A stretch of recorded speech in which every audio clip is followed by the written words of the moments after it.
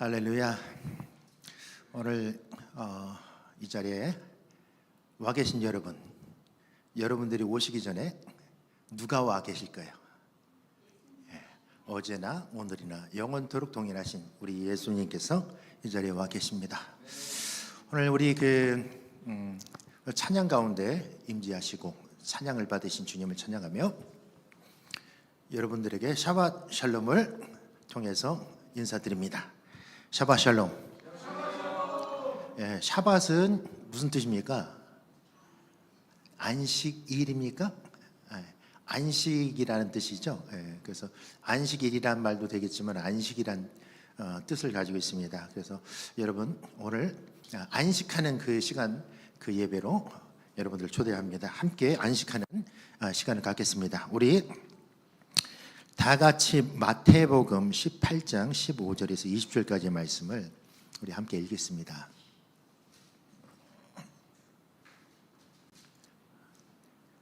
우리 다 같이 찾으셨으면 함께 한 목소리로 다 같이 읽겠습니다. 시작. 내 형제가 죄를 범하거든 가서 그와 그 사람만 상대하여 권고하라. 만일 들으면 내가 내 형제를 얻는 것이요 만일 듣지 않거든 한두 사람을 데리고 가서 두세 증인의 입으로 말마다 확증하게 하라. 만일 그들의 말도 듣지 않거든 교리의 말하고 교회의 말도 듣지 않거든 이방인과 세리와 같이 여기라. 진실로 너에게 이르노니 무엇이든지 너희가 땅에서 매면 하늘에서도 매일 것이요 무엇이든지 땅에서 풀면 하늘에서도 풀리리라. 진실로 다시 너희에게 이르노니 너희 중에 두 사람이 땅에서 합심하여 무엇이든지 구하면 하늘에 계신 내 아버지께서 그들을 위하여 이루게 하시리라. 두세 사람이 내 이름으로 모인 곳에는 나도 그들 중에 있느니라. 아멘. 여러분 신앙생활하면서 굉장히 많은 설교를 들어보셨을 거예요.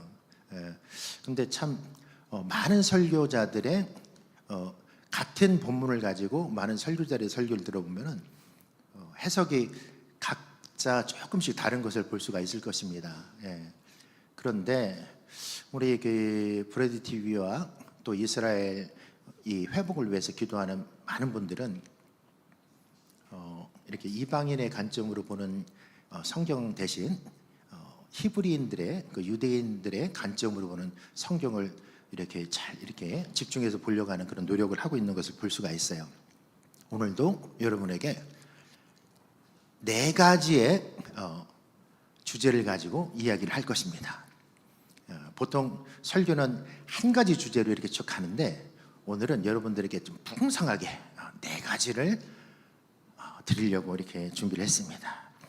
첫째로는 예수의 이름으로 모인 곳에 예수가 계신다. 이 그림을 보면은 제가 AI에게 명령을 해가지고 이렇게 했는데 원래는 이 남자 여자가 이렇게 앉아 있잖아요. 근데 원래는 양쪽에 두 분이 더 앉아 있었어요.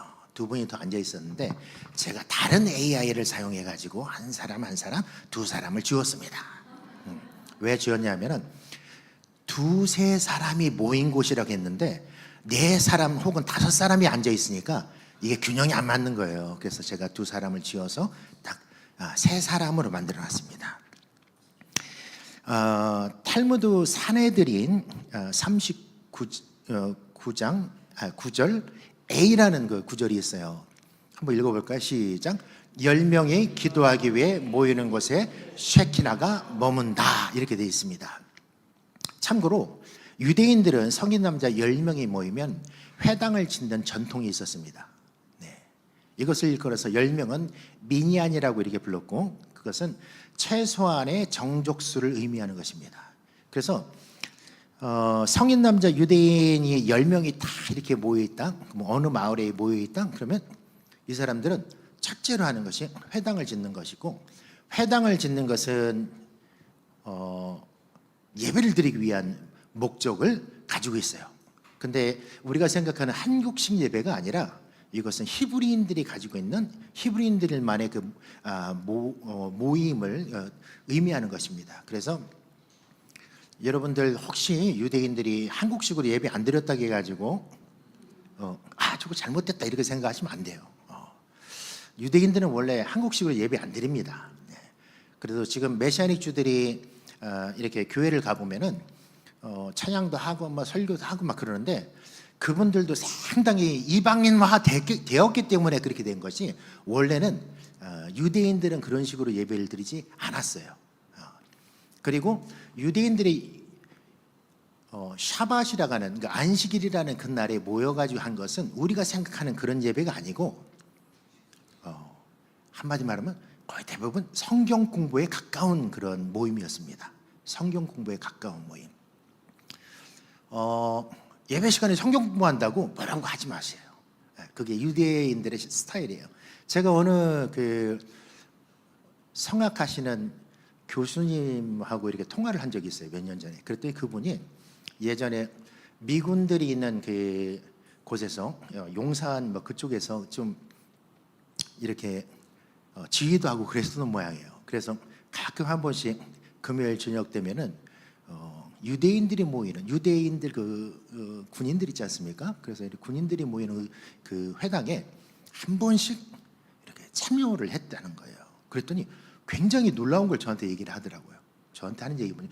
목사님, 유대인들은요 모임을 가질 때 찬양을 안 해요 그러더라고요. 희한하죠. 그래서 제가 이제 자료를 찾아보니까 실제로 유대인들은 노래 부르고 많은 그런 것이 그렇게 없다고 그러더라고요. 저는 메시아닉 주들하고 이렇게 좀 관계를 갖다 보니까 메시아닉 주들이 막 춤을 추면서 노래하는 그 모습, 원래 이게 히브리 스타일인가 보다 이렇게 생각을 했었는데, 근데 실제로 유대인들은 노래 부르고 하는 그런 것이 없을 수도 있다. 우리 개념하고는 상당히 다른 것을 볼 수가 있습니다. 오늘 이 말씀은 사실은 유대인이 아니고서는 잘 이해가 안 되는 말씀이에요. 근데 이방인들인 그 미국인들 혹은 서구의 학자들이 혹은 서구의 목사님들이 요거를 어떻게 해석을 했냐면은 이런 식으로 해석을 했어요. 자, 혹시 여러분들을 괴롭히는 어떤 사람이 있어.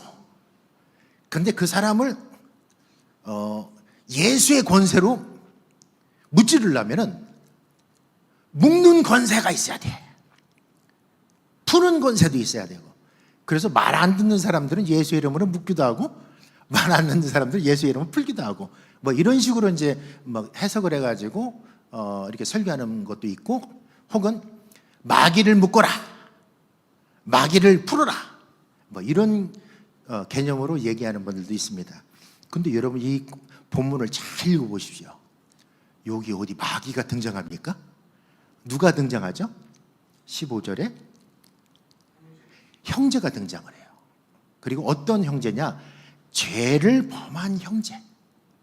근데 죄를 범한 형제가 있으면 어떻게 하라고 얘기하냐면은 예수님이 네가 가서 그 형제에게 형제여 당신이 죄를 범했습니다라고 설득을 해서 만약에 이 형제를 돌이키게 한다면은 그건 좋은 거야. 그죠? 사람이 회개한다는 것은 얼마나 큰 은혜입니까? 여러분, 사람이 정죄를 받는 것은 죄를 범해서 정죄를 받는 것이 아니라 사실은 궁극적으로 말하면 죄를 범하고 회개하지 않아서 정죄를 받습니다. 우리 예수 그리스도께서는 십자가상에서 혹은 그 채찍에 맞으심으로 그분이 가진 모든 받은 그 고난을 통해서 우리가 그것을 믿고 회개하면은 모든 죄를 뭐같이?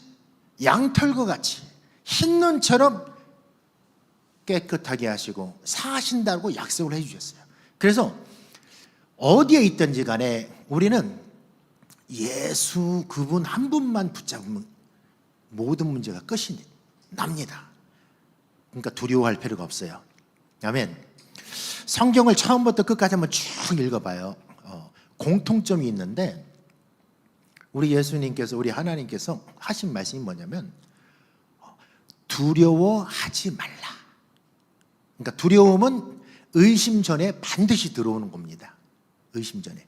내가 하나님을 의심하기 전에, 예수 그리스도를 의심하기 전에 반드시 들어오는 것이 뭐냐면 두려움이에요. 두려움이 들어오면은 파도를 보고 내가 두려워하고 바람을 보고 두려워하면은 예수가 나를 구원할 것이라는 것을 의심하게 돼요. 내가 물 위로 걸어가는 그 현상 자체, 이 기적을 예수께서 나를 통해서 보게 하신다는 걸 의심하게 돼요. 그래서 현상을 보지 말고 환경을 보지 말고 예수를 봐야 하는 거예요. 예수를 보면 구원을 받습니다. 아멘. 예수를 보면 여러분 따라하십시오. 물 위로 걷습니다. 이렇게 얘기하니까 또 믿음 가진 분들이 또 한강다리 가가지고 막 걸으려고 하는 분들이 간혹 있을 수 있어요. 믿는 자들에게는 이런 표적이 따르리니. 그런데 주님을 시험하려고 물 위로 걸어가는 것은 안 됩니다. 주님의 능력을 시험하려고 하는 이런 행위는 안 되고, 단지 우리가 예수 그리스도를 주로 시인하는 그 믿음을 가지고 우리가 위기에 처했을 때, 그럴 때 이런 표적과 기사도 일어난다라는 것이지, 이런 표적이 따른다고 하니까 그들이 믿는 자들은 다 뱀을 집으며라고 이렇게 주님이 말씀하시니까 어떤 사람들은 정말 믿음으로 코브라를 집는 사람들도 있어요. 제가 예전에 선교사로 이렇게 사역을 했었는데 지금도 꾸준히 선교를 하고 있어요. 근데 동남아의 어느 나라에 한국인이 골프 여행을 많이 가지 않습니까? 그죠? 골프 여행을 많이 가잖아요. 그래서 거기 가가지고 골프를 치다가 공을 딱 쳤는데 이게 공이 쫙 날아간 곳으로 이제 간 거예요. 그래 갔더니 한국인이 갔다 보니까 거기 뱀 한 마리가 있네. 살모사. 여러분 살모사가 뭔지 아시죠? 들어는 보셨을 거예요. 코브라보다는 독이 조금 약해요. 근데 코브라보다 약하지만은 그래도 살모사에 물리면은 맹독이기 때문에 위험합니다. 그래서 살모사하고 싸우면 됩니까? 안 됩니까? 안 되죠. 괜히 그냥 살모사 건드려 가지고 바탕 뜨지 말고 그러면 살짝 그냥 피해 가면 돼요. 뱀은 위협을 주지 않으면 사람을 물지 않습니다. 근데 이분이 살모사가 있으니까 이분의 무기는 뭡니까? 골프를 쳤으니까 무기가 있을 거 아니에요. 일단은 뭐 있잖아요. 골프채를 가지고 살모사를 도발을 한 거예요. 그랬더니 살모사가 이제 이리저리 피하다가 얼마나 날쌘 살모사입니까? 이 사람이 다리를 딱 물었어요. 그러니까 또 한국 사람들은 고집이 있어요. 무슨 고집? 뱀의 독은 보약이라는 거예요. 그래서 물린 다리를 다 그냥 옷을 딱 까고 사람들이 보는 앞에서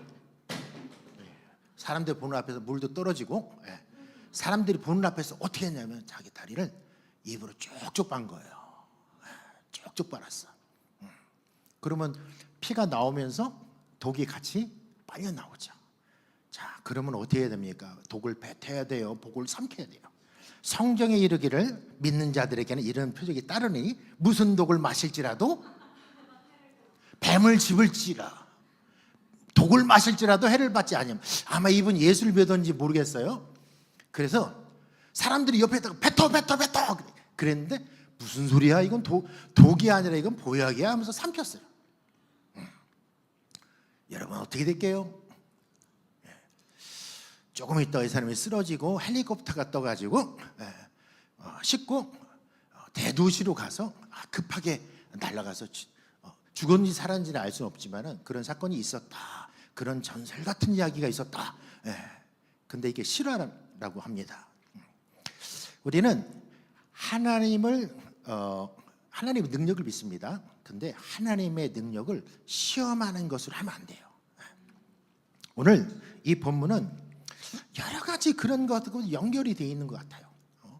그러니까 말씀을 좀 오해하면은 하늘의 권세가 나에게 임하며 나에게 개기는 자들은 다 묶어버려, 이런 식으로 하라는 게 아니라는 거예요. 자, 한 형제가 죄를 범했어요. 내가 가서 그 형제를 설득해요. 근데 회개하지 않아요. 안 하니까 어떻게? 내가 다른 형제를 한 사람 내지 두 사람을 데리고 가요. 그래서 너희들도 당신들도 증인이 되라 이렇게 말해요. 그래가지고 두세 사람이 혹은 한두 사람이 가서 또 설득을 해요. 그건 죄라고 이렇게 얘기를 합니다. 그런데 이 사람이 회개하지 않아요. 그래서 여기에서 묻고 푸는 그 권세가 바로 여기에서 적용이 되는 겁니다. 마귀의 권세에 대해서 묻고 푸는 것이 아니라 사람이 죄를 범하느냐 안 범하느냐에 관계된 것으로 묻고 푸는 그 권세를 예수님께서 말씀하신 거예요. 자, 묻고 푸는 것은 누가 하냐면은 정죄를 하고 정죄를 푸는 것은 누가 하냐면은 심판자가 하는 겁니다. 맞죠? 그죠? 자, 심판자가 한다는 것은 재판장이 하는 것이라고 우리가 볼 수 있어요. 자, 그러면 탈무드 베라콧 6a라는 구절이 있습니다. 탈무드 베라콧 6a 한번 읽어볼까요? 다 같이 베라콧 6a 시작. 세 명이 재판관으로 앉을 때 쉐키나가 그들과 함께한다. 자, 지난 한 달 반 전 제가 이 자리에 서가지고 쉐키나에 대해서 설교를 했습니다. 물론 여러분들은 그때 무슨 설교를 했는지 잘 기억을 못 하실 거예요. 기억을 하면은 대다수의 목사님들이 먹고 살기가 힘듭니다. 가끔은 그냥 까먹어 주는 것도 좋아요. 근데 쉐키나는 뭐라고 했죠? 제가 쉐키나는 영광입니까? 아니면 뭡니까? 뜻이. 이래서 목사들이 먹고 사는 거예요. 쉐키나는 거주라고 했어요. 거주. 쉐키나의 뜻은 거주. 원래는 히브리어에 쉐키나라는 단어가 없는데 유대인들은 웬만한 걸 한다겠죠, 제가. 그래서 유대인들은 그 원래 성경 용어가 아님에도 불구하고 이것을 살짝 이렇게 바꿔가지고 샤칸이라는 단어를 조금 이렇게 바꿔서 쉐키나라는 단어로 이렇게 만든 거예요. 근데 쉐키나는 영광이다 혹은 임재다 그 뜻이 아니라 뭐라고요? 거주다, 거주하다 이런 뜻이다. 그러니까 하나님께서 우리 인간 세상에 딱 오실 때는 쉐키나 하시는 거예요. 거주하시는 거죠. 거주. 근데 이것이 예수 그리스도의 이 말씀과 연관이 되어 있습니다. 자, 보십시오. 세 명이 재판관으로 앉을 때 무엇이? 쉐키나가 그들과 함께한다. 구약의 사람들은 이 쉐키나를 누구로 의식했습니까? 구약의 사람들 바로 하나님을 의식한 거예요. 쉐키나의 영광이 성막에 혹은 성전에 혹은 그들이 기도하는 가운데 막 구름 빽빽한 구름으로 불과 같은 능력으로 이렇게 막 임할 때 그들은 그것을 보면서 하나님이 임재하신 걸 알아요. 하나님은 형상이 없기 때문에 어떤 사람의 모양으로 휙 나타나가지고 내가 여호와야 이렇게 말씀하시지 않는데, 그런데 하나님이 임재하실 때마다 놀라운 사건이 벌어지는데 암흑 같은 그런 현상이 일어나기도 하고 빽빽한 구름으로 내려오시기도 하고 불이 내려오기도 하고. 여러분 그런 것을 여러분의 눈으로 보신 적 있습니까? 최소한 인생에 한 번 정도는 이렇게 강력하게 여러분들이 그 인생에 임재하시는 하나님을 느낄 수 있다면 얼마나 좋겠습니까? 모세가 하나님을 갈구해서 떨기나무 가운데에서 하나님을 만난 것은 아니에요. 어느 날 예기치 않게 하나님의 임재가 그곳에 있었고 예기치 않게 그 떨기나무가 불붙은 것을 보았지만은 불은 붙었는데 이상하게 그 떨기나무가 타지 않고 소멸되지 않는 것을 보고 가까이 갔어요. 그 자리에서 하나님을 만나는 거예요. 떨기나무 가운데서 음성이 들리기를 가까이 오지 마라. 네가 산 곳은 거룩한 곳이니 내 발에 신을 벗으라. 여러분 하나님이 임재하신 곳에는 굉장한 권능이 있기 때문에 그것은 두려운 것이에요. 그래서 예배가 뭡니까? 경배가 뭡니까? 그야말로 경배, 예배라는 뜻은 그야말로 하나님 앞에서 그냥 엎드러지는 거예요. 근데 요즘은 있잖아요, 예배 드리면 엎드리는 사람들이 거의 없어요. 다 서서 하지. 예? 문화가 다 서서 하는 문화예요. 근데 옛날에는 어떻게 했냐면 하나님의 영광이 딱 임하면 사람들이 그 앞에서 다 엎드려요. 왜? 두려운 하나님이기 때문에.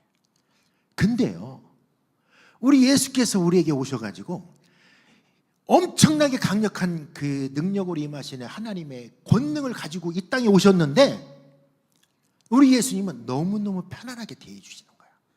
그러니까 하나님을 만날 때 이제는 두려움으로 엎드리는 것이 아니라 너무 그분을 사랑하기 때문에 그분 앞에 엎드리는 거예요.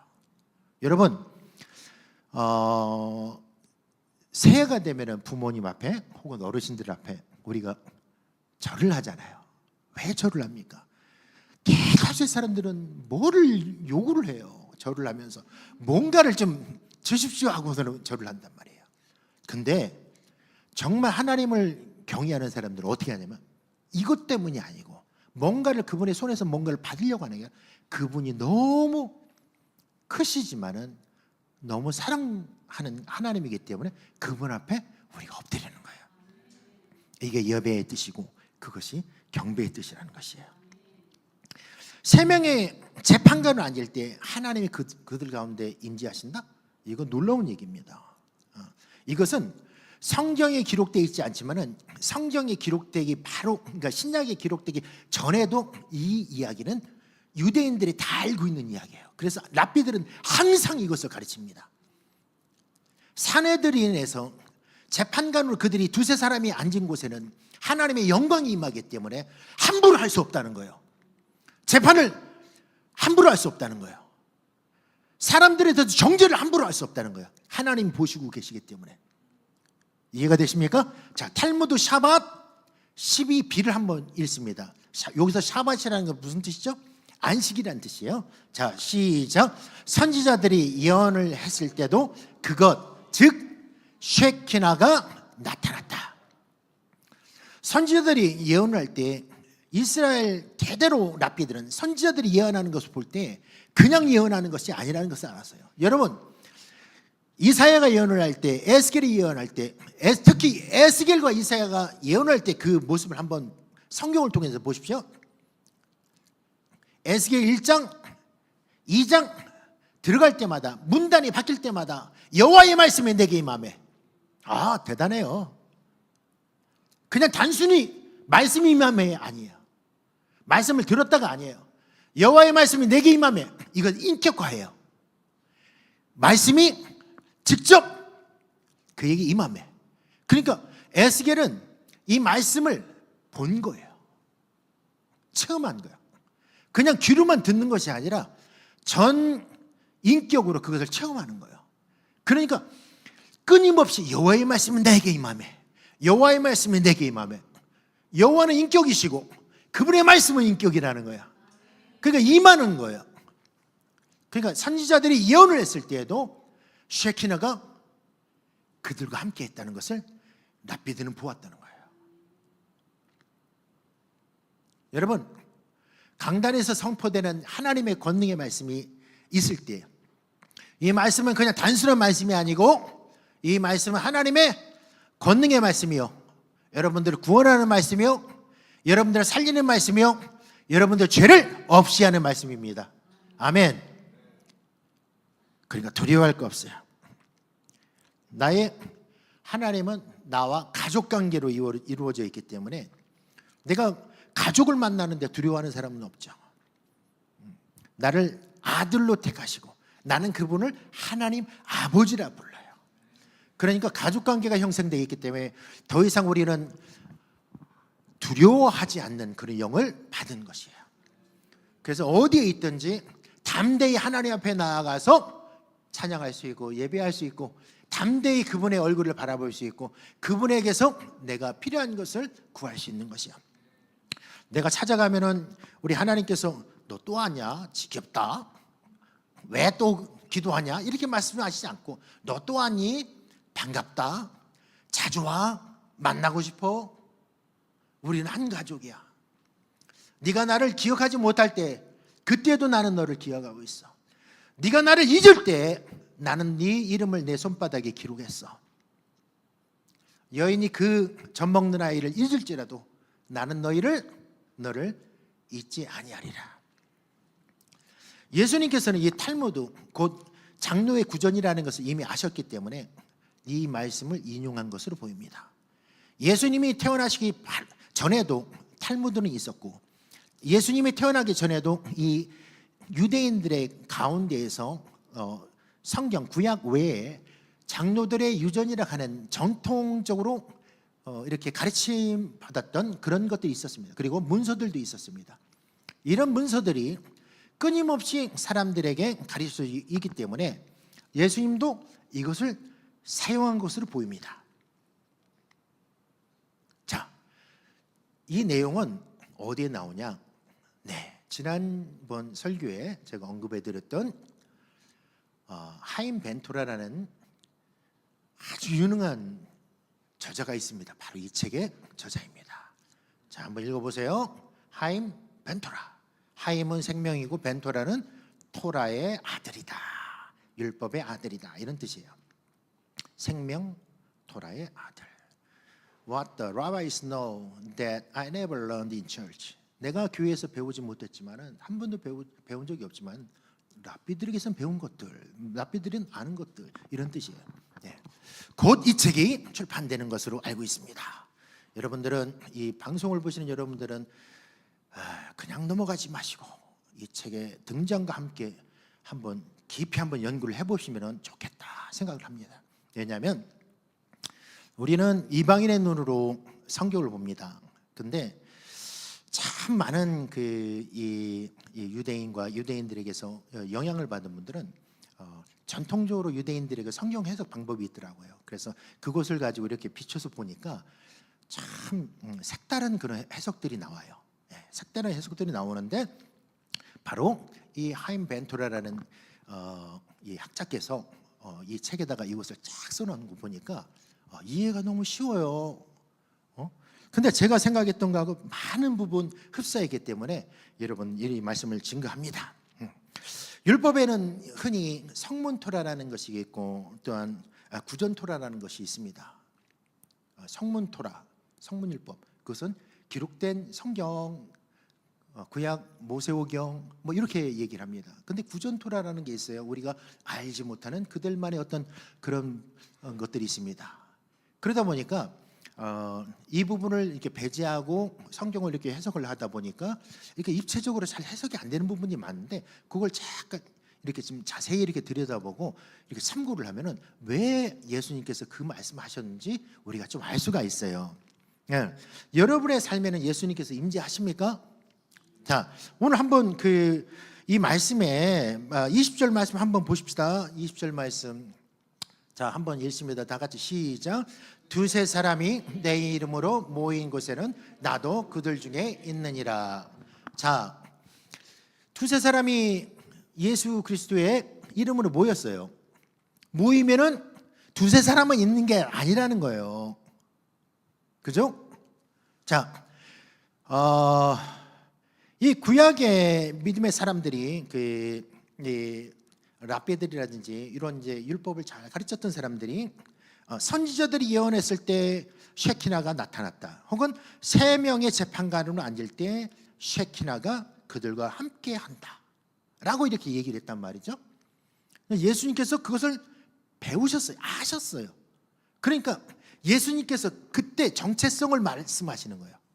자, 쉐키나는 그들의 개념에는 쉐키나가 딱 나타났다 하면 여호와께서 임재하셨다라고 의식했는데, 예수님께서 하신 말씀이 뭐냐면은, 판단하는 그 자리에 두세 사람이 모여서 그 사람을, 형제를 돌이키기 위해서 그곳에 모이면, 예수 이름으로 모이면 바로 내가 그들 가운데 있으리라. 자, 구약의 개념에서는 여호와께서 임재하시면, 쉐키나가 그곳에 있으면이라고 얘기했는데, 예수님께서 거기서 그 정체성을 말씀하시는 거예요. 내가 바로 여호와야 라고 말씀하시는 거예요. 내가 바로 그들 중에 함께 있어 라고 말씀하시는 거예요. 그러니까 지금까지 너희들은 하나님을 한 번도 본 적이 없어. 근데 지금 바로 너희가 보는 바로 너희가 한 번도 본 적이 없는 그 아버지의 형상이야 라고 말씀하고 있다는 거죠. 그래서 주 예수를 믿어라. 그리하면 너와 내 집이 구원을 얻으리라. 옛날에는요, 구약시대에는 여호와의 이름을 부르는 자는 구원을 받으리라고 얘기했는데 신약에 오니까 그걸 바꿔버렸어요. 주의 이름으로 바꿔버렸어요.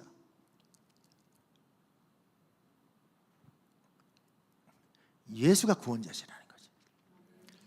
여러분, 예수의 임재를 구할 때는 이거는 하나님의 구원이 그곳에 있다는 것이에요.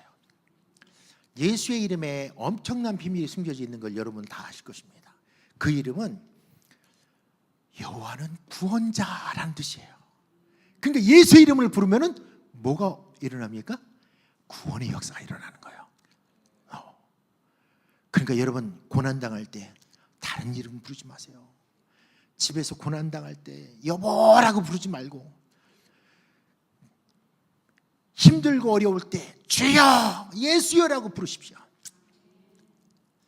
아내 이름을 불러봐야 아내가 여러분들을 구원할 수 없어요.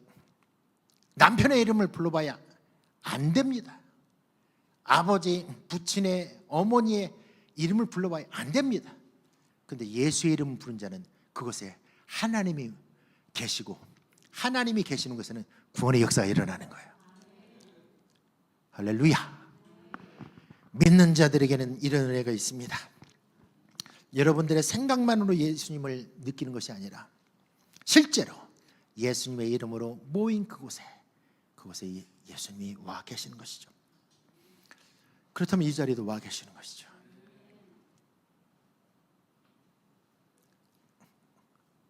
와 계시는 것이죠. 아멘. 두 번째, 바리새인에 관계된 것으로 제가 말씀을 드리겠습니다. 바리새인은 누구인가? 이분은 바리새인 같이 생겼습니까? 누구 같이 생겼습니까? 모르겠습니다. 그냥 유대인 같이 생겼는데, 이것도 제가 AI에게 쫙 명령을 해가지고 반고우풍으로 그려줘 이렇게 했어요. 그랬더니 반고우가 그린 것처럼 이렇게 그림을 잘 그려줬어요. 저 뒤에 있는 제 아내도 그림을 그리는 사람인데, 제가 제 아내에게 부탁을 하면 이거 시간이 많이 걸리니까 요즘은 좀 쉽게 가고 있습니다. 과학의 힘은 일대에 사용하라, 뭐 이런 것이죠. 마태복음 3장 7절을 한번 보겠습니다. 마태복음 3장 7절. 요한이 많은 바리새인들과 사두개인들이 세례 베푸는 대로 오는 것을 보고 이르되 독사의 자식들아, 누가 너희를 가르쳐 임박한 진노를 피하라 하더냐. 여러분, 흔히 장로교에서는 세례 요한, 침례교에서는 침례 요한이라고 부르는 한 인물이 있어요. 예수님의 가족관계에 되어 있는 사람이었죠. 그런데 광야에서 외치는 자의 소리가 되어서 구약에 예언되었던 그 인물이 어느 날 뽕 하고 나타나더니 광야에서 외치고 있는 거예요. 외치려면 예루살렘 한복판에서 외쳐야 되는데 왜 하필이면 광야를 갔냐는 거예요. 이것이 바로 엘리야의 그 영, 엘리야의 정신을 가지고 있다는 것을, 엘리야의 그 정신으로 광야에서 외치고 사람들에게 죄를 회개하라고 외치는 그 사람과 동일시하기 위해서 구약에서 예언한 그 인물이 바로 요한이라는 인물로 그렇게 등장을 하는 거예요. 그래서 낙타 털옷을 입고, 그리고 메뚜기와 들꿀, 석청이라는 것을 이렇게 먹으면서 사역을 했던 모양입니다. 그런데 참 이상하지 않습니까? 우리 세례 요한은 저는 성품이 좋은 사람인 줄 알았더니 욕을 겁나게 잘해버려요. 한번 보세요. 바리새인들과 사두개인들이 세례 베푸는 데로 오는 것을 보고 이르되, 나 같으면 어서 오십시오 성도님, 웰컴, 뭐 주님의 복이 임하기를 원합니다 이랬을 텐데, 세례 요한은 아주 그냥 세게 나갑니다. 처음부터 개짜로 시작하는 것이 아니라 유대인들이 아주 혐오스럽게 생각하는 독사로 시작합니다. 참고로 유대인들은 개를 굉장히 좋아합니다.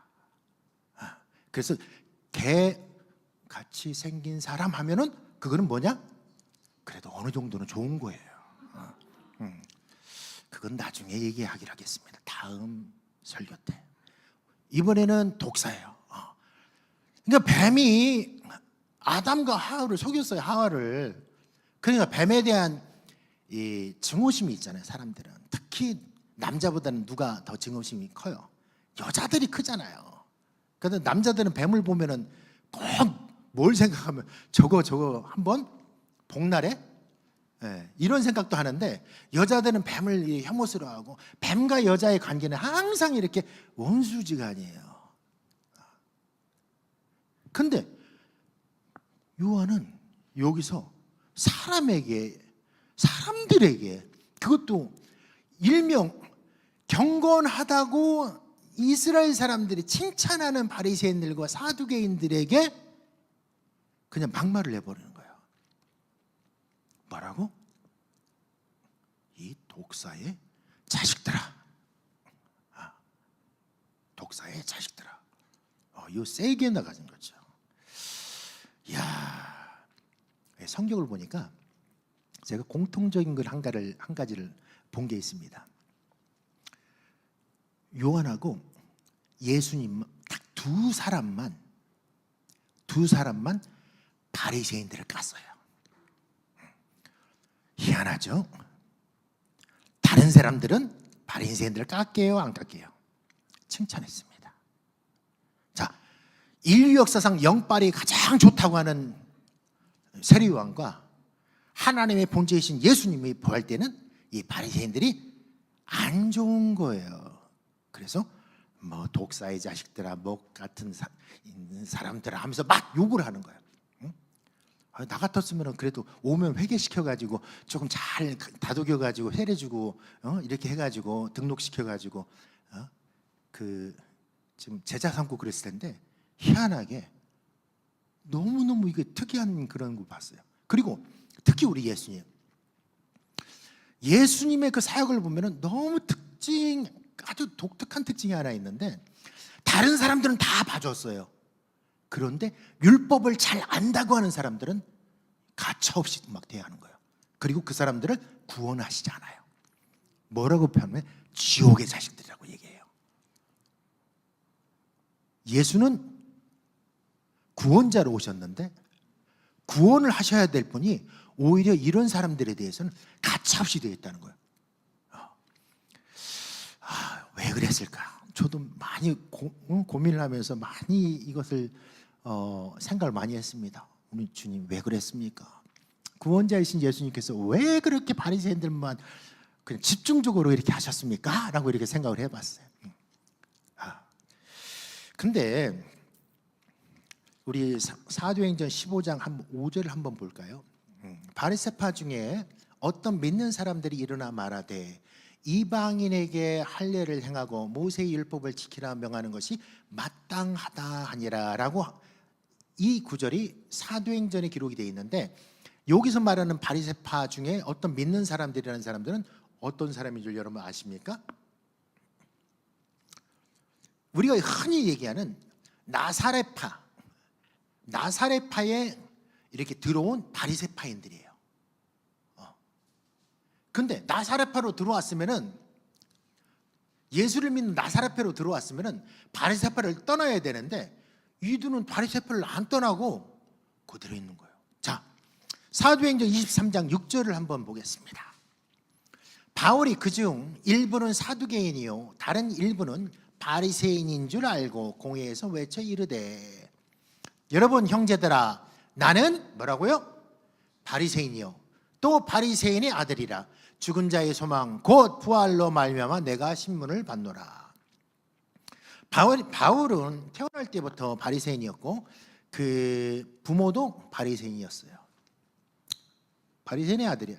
근데 바울이 예수를 믿어서 도상에서 예수 그리스도를 만나서 이렇게 회심을 했단 말이에요.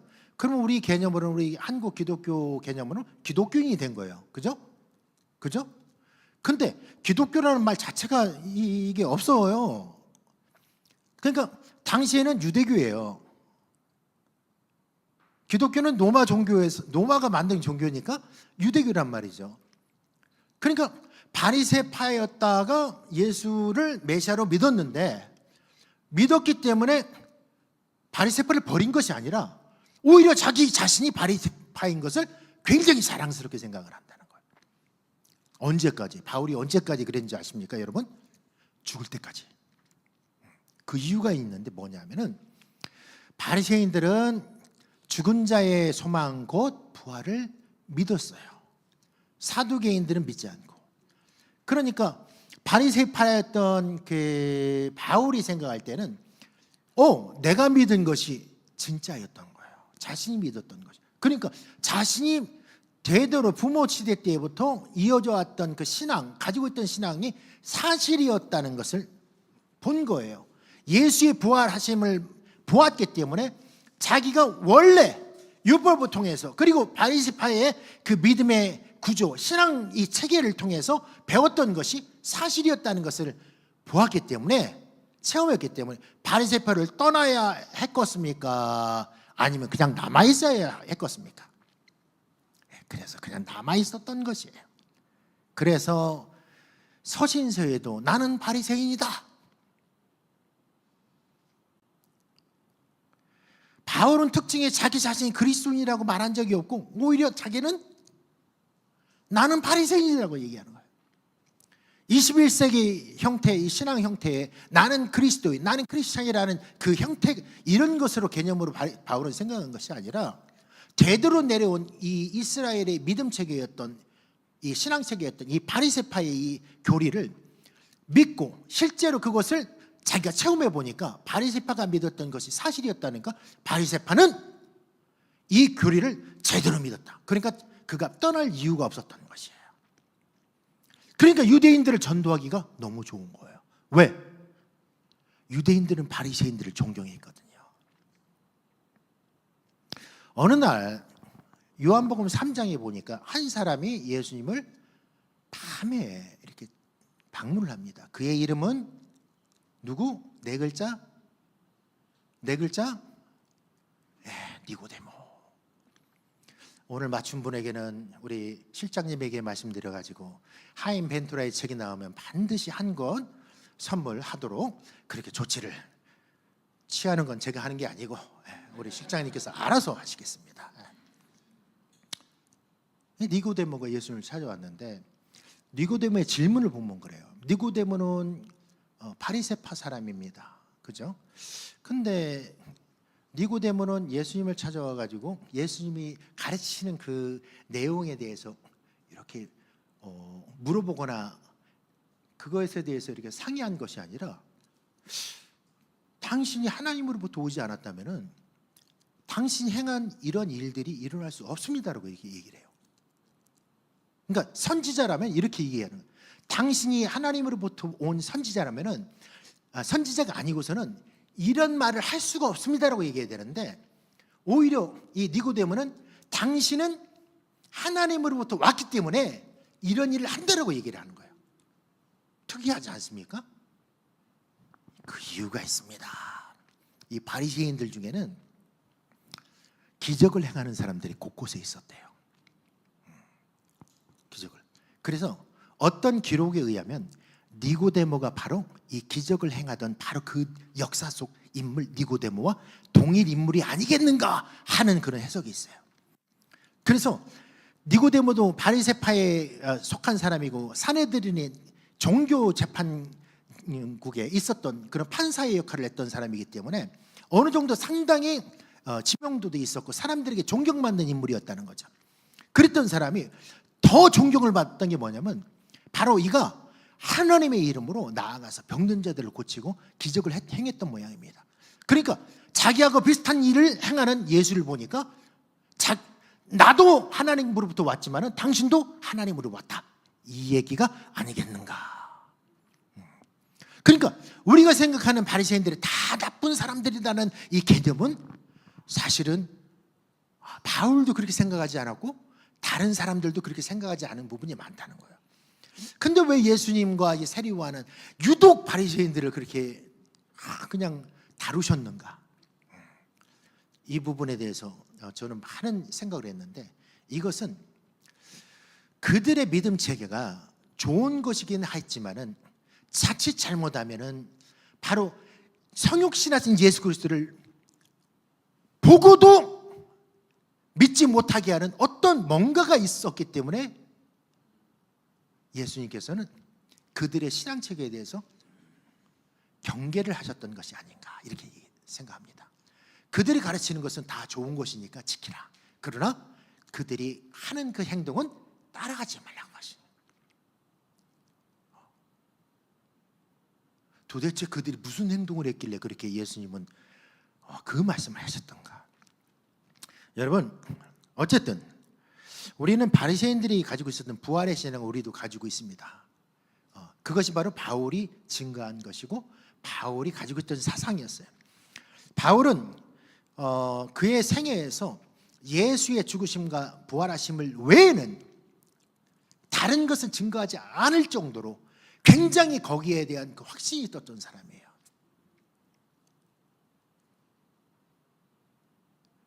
그러니까 예수가 죽어야만 하는 거예요.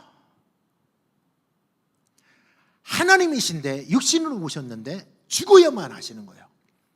죽어야만 구약의 모든 율법의 그 예언을 다 이루어 놓은 것이기 때문에 죽지 않고서는 이 일이 성사되지 않는다는 것을 바울은 알았어. 왜? 율법을, 토라를 그는 너무 많이 공부했기 때문에 이것에 대해서 확신을 가지고 있어요. 어떤 사람이 올 것이다. 메시아가 올 것이다. 그는 고난받을 것이다. 그는 죽을 것이다. 그런데 실제로 그 사건을 그가 보았던 것이죠. 그러니까 보니까, 경험하고 나니까 바울은 더 이상 뒤로 물러날 수가 없는 거예요. 그래서 하나님의 은혜대로 이 바울은 예수 그리스도를 증거하는 사람으로 평생을 살다가 그렇게 생명 바쳐서 복음을 증거하고 순교까지 합니다. 여러분, 만난 사람은 겁니다. 뭘 건지 아세요? 목숨 겁니다. 우리의 생명을 아끼는 것은 왜 그러냐면 하나님을 만나지 않았기 때문이에요. 수영하는 사람은 물을 두려워하지 않습니다. 물을 타고 갑니다. 바닷속으로 뛰어듭니다.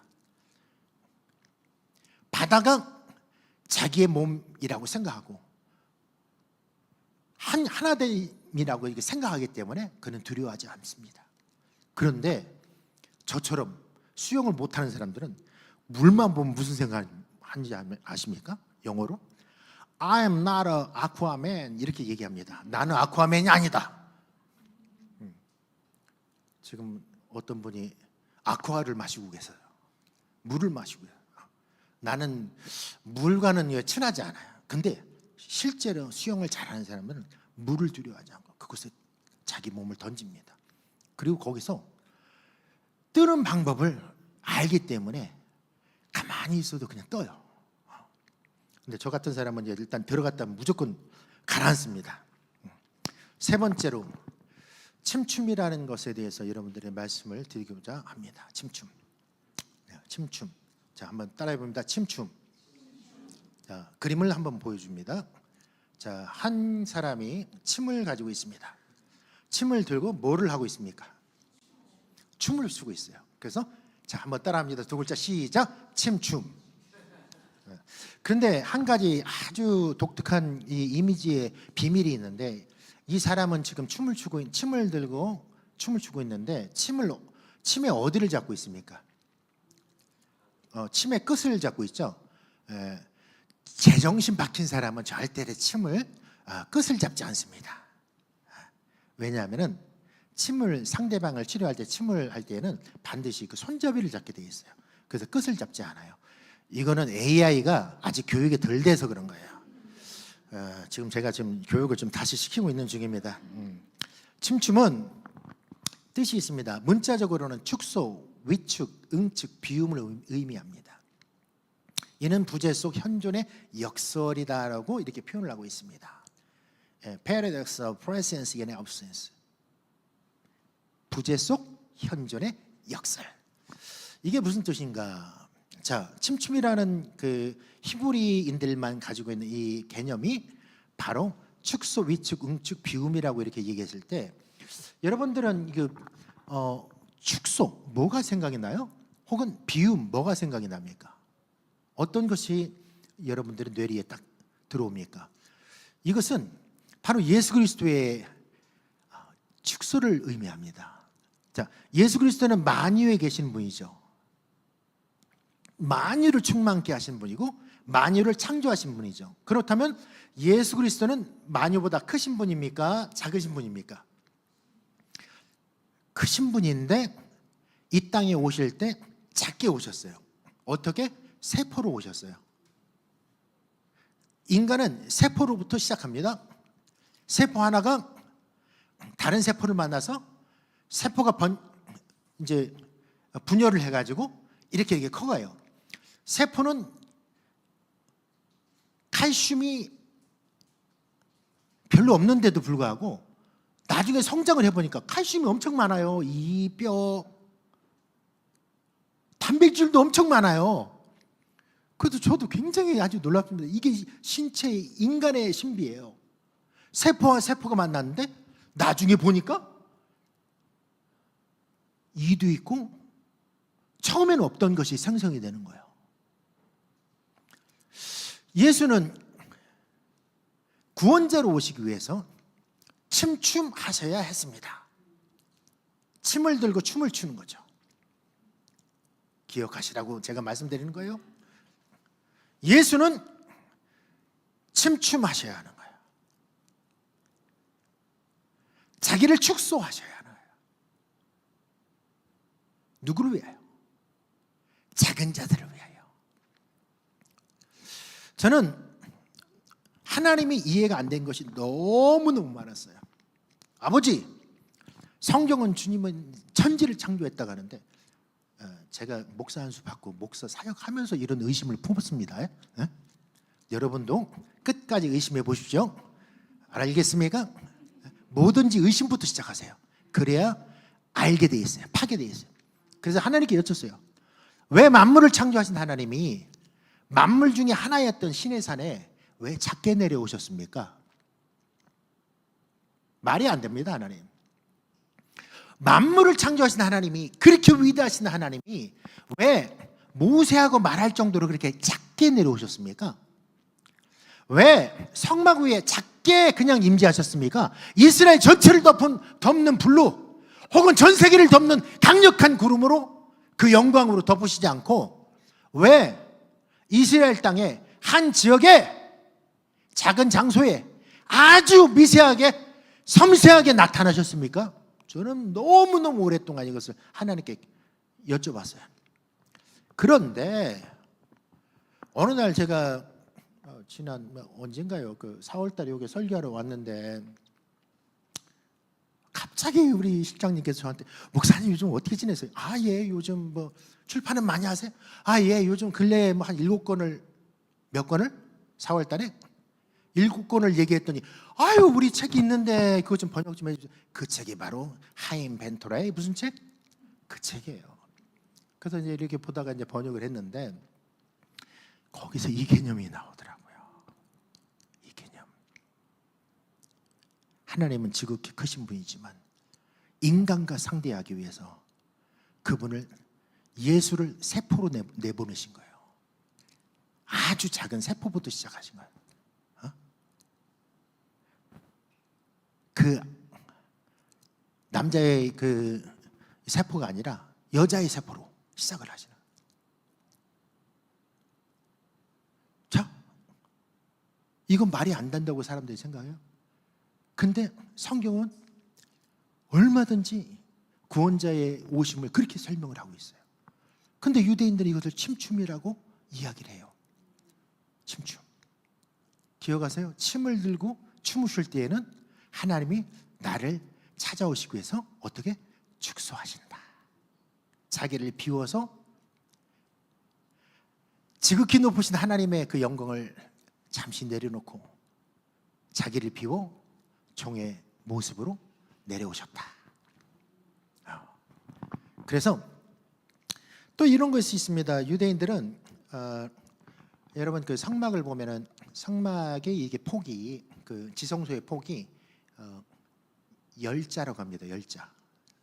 보통 이제 그 10규빗이라고 이렇게 보는데 여기에서 이렇게 손끝까지 해서 한 규빗. 그래서 실제로 그렇게 넓은 곳은 아니었어요. 그 지성소가.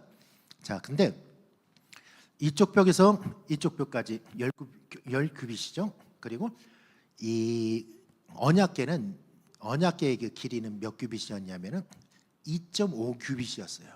자, 여기에서 여기까지 10규빗. 그리고 가운데 언약궤가 있어요. 그러면 2.5규빗. 그러면 총 몇 규빗입니까? 산수만 해도 다 나오죠. 총 10규빗이죠. 왜죠? 이 언약궤는 그냥 그렇게 되니까. 근데 원래는 이 성수에 보면은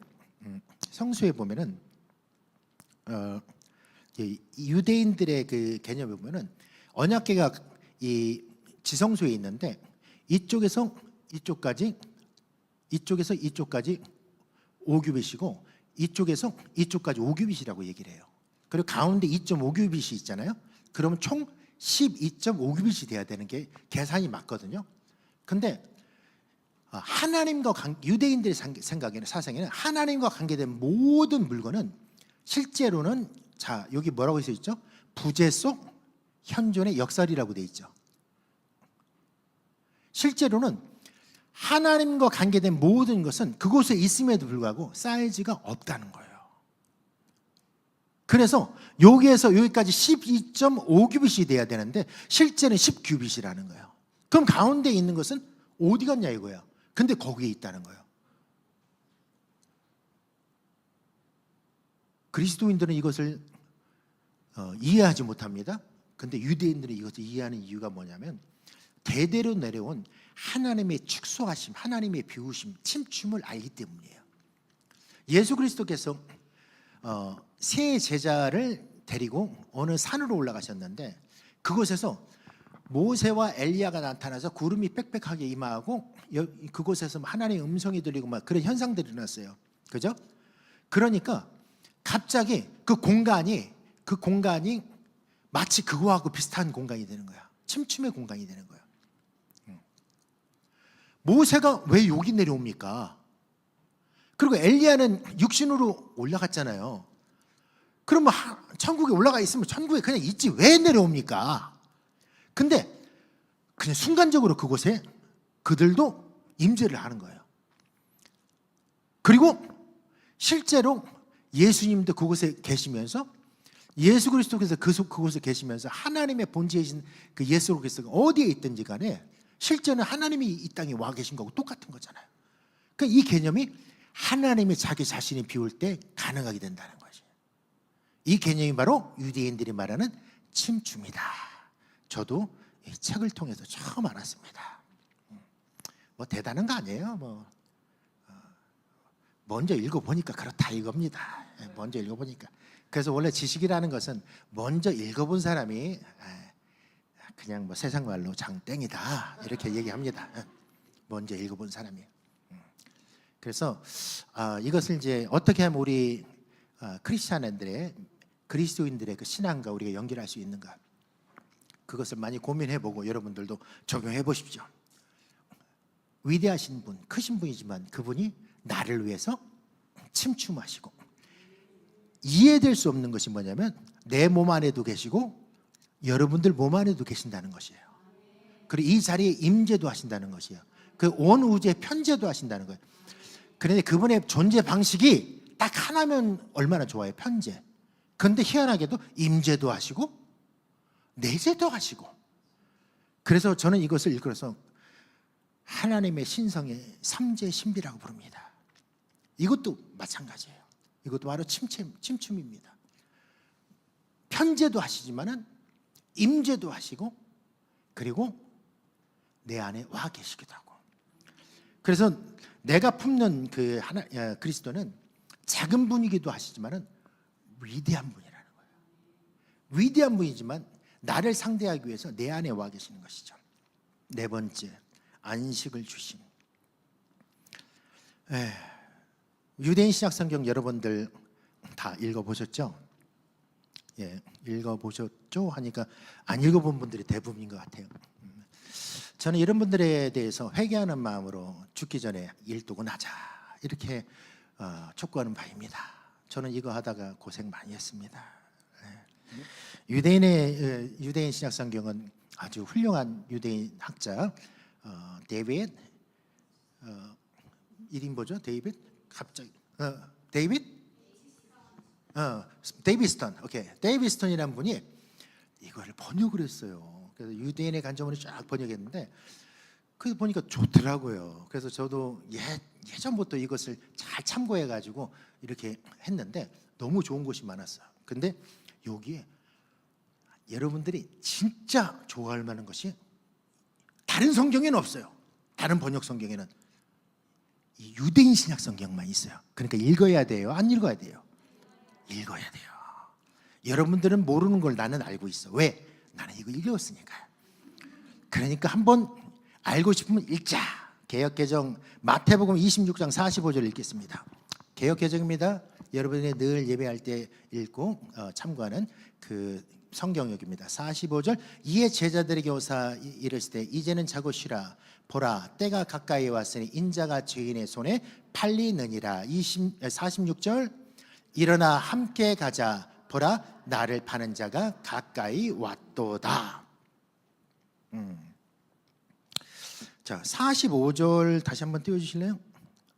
45절에 보니까 이제는 자고 쉬라라고 돼 있죠. 근데 46절 보십시오. 46절 초반에 뭐라고요? 자, 한 구절 사이에 자라, 쉬라 말씀하시고 갑자기 휙 돌아서서 일어나라? 이거 말이 안 돼요. 이것도. 그래서 저는 어린 나이 때부터 주님 말이 안 돼요. 언제는 자라고 해놓고 왜 또 깨우냐고요. 처음에는 막 일어나라, 기도해라, 깨어있어라 막 그러고 이제 마지막 막판이 되니까 오셔가지고 이제 자라 그렇게 얘기를 했어요. 그래서 이제 좀 잘라고 했더니 갑자기 일어나라래요. 말이 안 되죠. 근데 유대인 신약 성경 이걸 말이 되게 만들어놨어요. 번역을 해. 세계에서 가장 좋은 번역. 저는 그렇게 생각합니다. 이 구절에 대해서만큼. 왜? 제 인생에 이것을 이분의 번역으로 말미암아서 제가 이 궁금증이 한순간에 끝나버렸습니다. 뭐라고 되어 있는지 아십니까? 45절 시작. 그 후 그분은 탈미딤에게 와서 말씀하셨습니다. 이제는 자도록 하라. 휴식을 취하라. 자, 보라 넘어가기 전에 뭐 있어요? 점이죠. 그죠? 자, 이것이 바로 여기에서 제가 말씀드리고자 하는 거예요. 데이비스턴은 예수의 마음을 알았던 것이에요. 예수님은 자라, 쉬라 하고 난 다음에 갑자기 니들 뭐 하는 거야? 일어나! 한 게 아니라는 거예요. 점은 제가 추측해 보건데 그분이 돌아가셔서 제가 물어볼 수는 없어요. 자, 추측해 보건데 뭐냐면은 1시간, 2시간, 3시간, 4시간. 최소한 이들이 피로를 해결할 수 있는 시간을 이들에게 주신 거예요. 제가 엄청나게 많은 성경역들을 갖다가 비교해 봤어요. 대부분 여기는 마침표 하나가 찍혀 있지 4개가 찍혀 있지 않아요. 저는 그때 제가 생각했어요. 아, 이건 의도적인 번역이구나. 세상에서 그래서 가장 좋은 번역이다. 어떤 구절에서 세상에 가장 좋은 번역이다? 이 구절에서. 왜? 예수의 마음을, 예수의 배려를, 그분의 제자들에 대한 배려를 정말 잘 표현한 것으로 저는 봅니다. 여운을 남겨두는 거예요. 쉴 수 있도록 그들을 바라보신 거죠. 내려보신 거죠. 그들이 피곤해서 자고 있는 그 모습을 보시면서 그들이 앞으로 당해야 될 고난, 그리고 자신이 당해야 될 고난을 생각하시면서 아버지와 더 기도하면서 아버지께 더 기도드리면서 이 제자들을 위해서 오히려 기도하시는 예수 그리스도의 모습이 겟세마네 동산에서 그곳에서 보여졌다는 것이죠. 제자들은 알지 못해요. 왜? 자고 있었기 때문에. 근데 그 후에 마태가 이것을 기록하면서 히브리 헬라어로 이렇게 히브리어로 막 기록했는지 헬라어로 기록했는지 우리는 알 수 없지만 어쨌든 기록하면서 그냥 이렇게 했는데 구절이 이렇게 바뀌면서 갑자기 상황이 바뀌는 것처럼 느껴지지만은 예수님은 그들을 배려하셨던 것이죠. 쉬어라. 이제는 좀 자도. 여러분, 시편 127편 2절 말씀을 우리가 마지막으로 보겠습니다. 다 같이 한번 읽습니다. 시작. 너희가 일찍 일어나고 늦게 누우며 수고의 떡을 먹음이 헛되도다. 그러므로 여호와께서 그의 살아가는 자에게는 잠을 주시는도다. 요즘 세상에는 잠이 부족한 세상이라고 합니다. 특히 한국 사회. 배려가 전혀 없는 사회로 이렇게 변해가는 것 같아요. 사람은 적당히 자고 적당히 활동해서 자기 그 리듬을, 그 컨디션, 몸의 컨디션을 유지를 해야 되는데 그렇게 하지 못하게 만드는 사회 구조, 그리고 잠을 덜 자고 막 열심히 하는 것에 대해서 사람들은 굉장히 좋은 것으로 판단하고 그렇게 얘기하지만은 시편 127편 2절의 첫 부분은 이렇게 되어 있어요. 너희가 일찍 일어나고, 한마디 말하면 새벽 기도하고, 늦게 누우며, 한마디 말하면 철야 기도하고, 수고의 떡을 먹어. 그것도 그것이 너의 노력이라면은, 너희가 그것을 너희의 어떤 행위로 본다면은 그것은 헛된 것이야. 하나님은 영이시니 예배하는 자가 신령과 진정으로 예배하고, 내가 부족할지라도, 내가 연약할지라도 하나님은 나와 함께 하신다. 그리고 쉼을 주실 때에는 하나님께서 확실하게 쉼을 주시기를 원하십니다. 그러니까 쉼을 갖는 거, 여러분 그것을 두려워하지 마십시오. 때로는 숲으로 들어가서, 때로는 강가에 가서 그곳에 앉아서 주님을 묵상하고 깊이 묵상하면서 쉼을 갖는 거 굉장히 좋은 겁니다. 그래서 저와 아내는 유흥을 하지 않잖아요. 대다수의 여러분들처럼 유흥을 하지 않잖아요. 그러니까 우리는 어떻게 하냐면 쉼을 갖기 위해서 텐트를 가지고 캠핑을 다닙니다. 그래서 제가 여러분들에게 뭔가를 포스팅을 하면 어디로 모이십시오, 텐트 가지고 모이십시오 하면 여러분들이 짜고 오면 고기를 구워드리겠습니다. 때로는 자연을 보면서 그냥 쉬는 거예요. 아무 생각 없이 주님의 임재도 구하고. 그래서 저는 그래요. 하나님이요, 제가 사역을 할 때 주여 제가 무엇을 해야 되겠습니까? 하나님께서 말씀하시는 게 이거예요. 네가 무엇을 하려고 하냐, 무슨 노력을 그렇게 하려고 하느냐. 내 임재면 충분하지. 나의 쉐킨하면 충분하지. 내가 그 자리에 와 있으면 충분하지. 내가 그곳에서 너를 통해서 말하게 하면 충분하지. 뭘 그렇게 세상에 많은 지식을 증거하려고 하고, 무엇을 그렇게 그들에게 뭔 콘텐츠를 그들에게 증거하려고 해. 얘야, 교회 다니는 대다수의 사람들은 내가 살아있다는 것을 믿지 않는다. 만약 그들이 내가 살아있다는 것을 믿는다면 그들의 생애는 그렇게 되어가지 않을 것이다.